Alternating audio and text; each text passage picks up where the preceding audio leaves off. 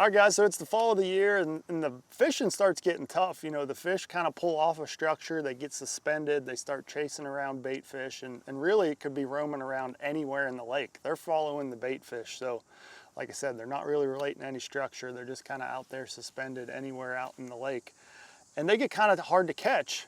But with forward-facing sonar now, we're able to follow those fish. And a real popular technique here lately is this guy right here. It's just a little jig head minnow, a Damiki rig, or the tight lining technique, whatever you want to call it. There's a bunch of different names for it going on right now. But basically, it's just a small little jig head and a minnow style bait. And you basically cast this bait and try and hit those fish right on the head using your live scope or forward-facing sonar, and triggers them to bite because they're out there feeding on shad and they're really hard to catch otherwise. So this is a finesse technique. You know, it's a spinning rod technique for me. I like a 7'2" medium heavy favorite hex spinning rod. And I like to use real light line on this. So I got Seaguar Smackdown braid. This is 15-pound braid. This is the Stealth Gray color, because generally when you're doing this, you're gonna be out in really clean water, deep water. So I want that Stealth Gray color.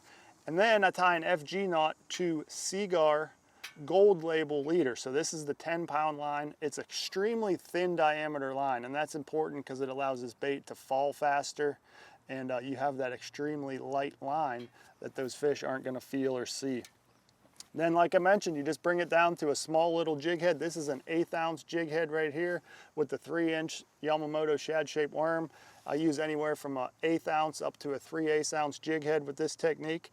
And it's pretty simple. You just cast it out there. You want to be casting towards fish, and you try and keep this bait above them and just kind of put minimal action in it. You want to maybe shake your rod tip a little bit and let that tail dance, but generally once they see this and they're feeding heavily on their shad, they're going to come up and eat it pretty quick. You don't have to work it a whole lot. So this right here is an excellent technique to catch those suspended fish in the fall.